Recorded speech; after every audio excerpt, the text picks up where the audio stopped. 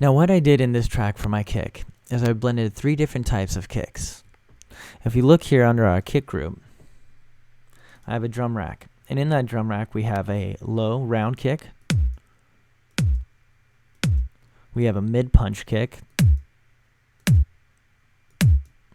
and we have more of a high snappy kick. And if you take a look, I really didn't do much to these sounds at all. Reason being that I didn't have to is because I was pretty selective of my sounds. Originally I had pulled in a bunch of different drums into here, and I found that these 3 work the best together. If you look here under the low round kick, you can see that there's nothing really going on except for the actual, audio that I had dragged in. Same thing here for the mid punch. But then on the highs, I did go ahead and add a compressor. I also added an EQ. I cut out all the low end. I don't want any of the low end in this kick because this is just for the highs. And if you take a look at the compressor, I'm just giving it a gentle squeeze. Another thing too, I notice a lot of people when they try to compress things, they have a quick attack. I found it sounds better if you have a later attack. It just extends it a little bit more and makes the whole piece of audio more loud. So that's a small tip. You might want to try. All these tips are just for you to try in your own production. If you like them, good. If they don't work for you, no worries. But if you do notice, I did add an EQ over the entire drum rack. What I did is I boosted around 100, and I also boosted here in the highs. This is pretty standard for any kick. If you notice, if you play the drums, you'll notice that it hits right around 100 just in general. Okay, so you can see that there. So you're hitting. And then I also wanted to add just a little bit on the highs because I wanted to pierce through. You want your kick not to just sit in the low register, but you want to have a little bit of a snap added to it. And that also goes back to having the high kick involved and then adding a little boost here in the high range. It doesn't really matter where you do it. You want to do it where it sounds best for the samples that you're using. Now, when I was at my friend's house, we were listening to the track and it sounded good, but he suggested that it could use a little bit more punch in the kick. So I said, what do you mean? I thought I had enough punch. And he's like, well, I don't know. I guess it would sound a little better with a little more mids where it was more punchy. So as I recommend to all, the viewers here, or the listeners, definitely get a second opinion. Always listen to your tracks on different speakers, even when you're first making the track, like the kick, just when it's the kick and the snare, maybe the kick, snare, and the hi-hats. But so anyways, I took his advice. I went home and I boosted the mids just a little bit. And lo and behold, there was a lot more punch coming through. Another reason is because you'll end up side chaining everything to the kick and the snare. So when this happens, there shouldn't be too much else going on top of it. And everything else should kind of duck down and get silent just really quick. And leaving plenty of room for the kick to shine. So it's okay to have a little bit more frequency in your kick while that's happening. And so adding a little bit more mids, even though there are instruments playing in this range, is generally okay as long as you are side chaining it and when the initial snap of the kick is happening, it is ducking out. Now, like Skrillex, after watching tons of his tutorials, like I'm sure many of you have, not tutorials, but interviews, he's mentioned a number of times about ozone and how he uses it for processing. He also uses it for his final master. Whether or not that's true, if you do try it for yourself, you'll probably be pretty satisfied when you use it. He says he uses it on every track that he does, every instrument track here. And, that's how he's getting that big sound. And he's gone on to state that, it's not that hard. I'm not doing that much. And it goes back to that old saying, less is more. Believe it or not, it's true. So let's take a look and see what we have going on here. We're going to just bypass any of these presets that come standard with Ozone. And just so you know, you can go to their website and you can download the demo yourself for free just to check it out to see if it's something that you like. You don't have to go and purchase it, but if you do, download the demo and like it, check it out and buy it. If you notice here, we're still boosting a little bit in the lows, but I actually went a little bit lower than what we had in our drum rack EQ. I'm actually going down to 66 hertz. The reason being is because I want to add a little bit more of a sub to the kick, so I gave it a little boost there in the lows, and then again in the highs. And just using my my ears, there is no specific frequency you should be boosting. It really depends on your track, so just know that and give it a shot. Here we go with it's like a compressor. This is the loudness maximizer. I just, brought down the threshold a little bit, and I also brought down the volume margin just so that it won't clip on, when it's on its output or in the input. You can add, dithering if you want. I didn't in this case, but you can. It usually sounds really nice when you do that. For this harmonic exciter, this is just like harmonics. Whenever you play a note, there's harmonics being played on top of it, whether you can hear it or not. And in the high register, I definitely wanted to add the amount of harmonics that were happening there just in the highs. So I did that as well. And then here, there's nothing going on. I didn't change a single thing. I just use this for the phase, to check the phase correlation, just to make sure that my kick was in phase and it wasn't phasing everything out. So what I'm going to do is I'm going to play just the drums, just the kick, and you can hear for yourself the difference with and without, the ozone. Some would say it might sound better without. I thought it sounded better with. So anyways, let's take a listen.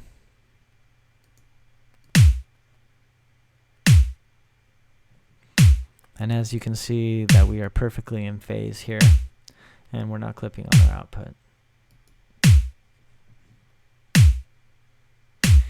And now I'm going to take it off. So you can see the difference there. It just really boosted it up, give it a little bit of, more low end, a little bit more, umph, and really pushes it through the speakers. And if you notice, I'm not clipping here, so it's actually a very clean kick. And yeah, so that's another technique that you can try if you like. And that'll wrap it up for the drums. Let's move on to the snare group.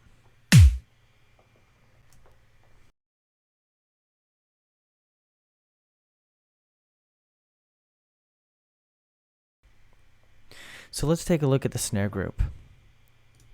Now what we have is 3 different things going on. And the way that I actually made these snares is I followed along in another tutorial from a guy named Maverick from YouTube. You can check out his video link here. If you do the same, you can achieve the same snare. Just follow along, but again, be selective of the sounds you choose. I chose sounds that I thought sounded pretty identical to what he already had going on the track, so my snare sounds pretty much the same as what he has going on in his. So let's take a listen to these. This is the blast snare, which is a great snare on its own. This one has a little bit more of a squash to it, and I really like that. So what I did here is I actually blended these two together. I wanted to have them both in there. I thought it added, a little bit more thickness to the snare and made it much more impactful for this song.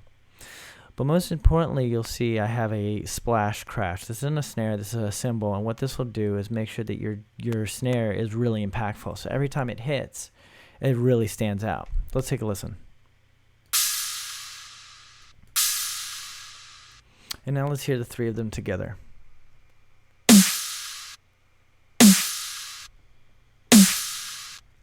And again, I'm not doing anything except for what I already done in the video when I followed Maverick, but other than that, nothing else is really going on. I did add an EQ. Usually the snare will sit around 200. I'm boosting at about 198.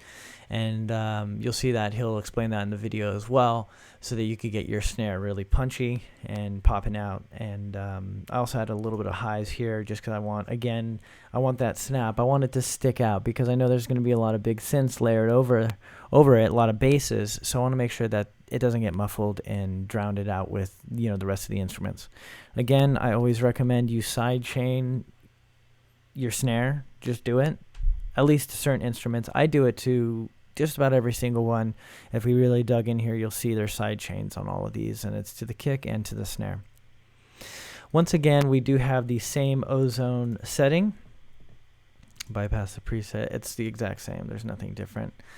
What I did here is originally the snare group and the hi-hat group and the kick were all under one group, and it had that same ozone preset that I made on top of it.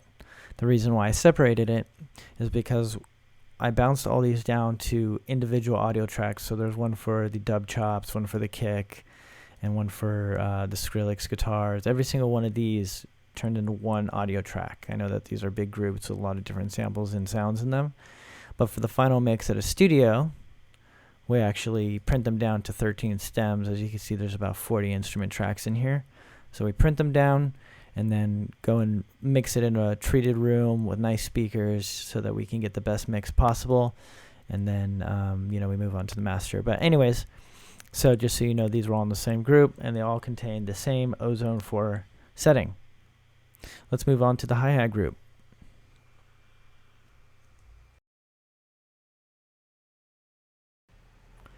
Let's move on to the hi-hat section.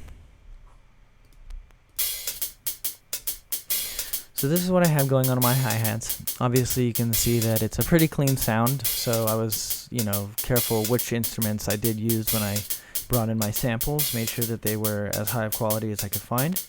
And if you notice, there's not much really happening here on any of these one guys. It's just an EQ adjustment, and all I'm doing is boosting the highs and cutting the lows. You usually want to do that for something like your percussion, where your cymbals are gonna just sit in the high register. Just take out the lows, just so that you create that space. You leave that space for your other instruments to sit in. So they all pretty much have their own respective EQ, but knowing that I'm boosting the highs and I'm cutting the lows. On top of that, we have a small compressor, same thing. Didn't really do much to this. You just bring down the threshold, make sure the attack is a little bit late on for compression. And that's about it. I didn't want to do too much to the sound because they already sounded good, right out of the box. Another thing here is I added a reverb. That makes a difference. Obviously, this creates a little bit of, an atmosphere for the actual hi-hats. Let's move on to the drop section, see what it sounds like there. Okay, and then obviously we have the isotope setting that I made for the kick and the snare, and basically the drum group that's on there as well. Let's take it off real quick. So you can see it really just does help out a lot. It puts it in your face instead of sitting in the background. Okay, so you'll definitely want to check out that Ozone if you can. But let's go and look in here. When you're doing, dubstep, you want to have a good shuffle going on. And if you notice here, if you play this section, that's exactly what's happening. We have, 30-second notes. We have, a few triplets here and there. But this really helps add to the shuffle. And it also happens here in the beginning. And it really helps move the song along. So keep that in mind when you're making your hi-hats. Let's see what that sounds with the entire group, and then we'll take it out and we'll put it back in. I'm going to do it at the drop.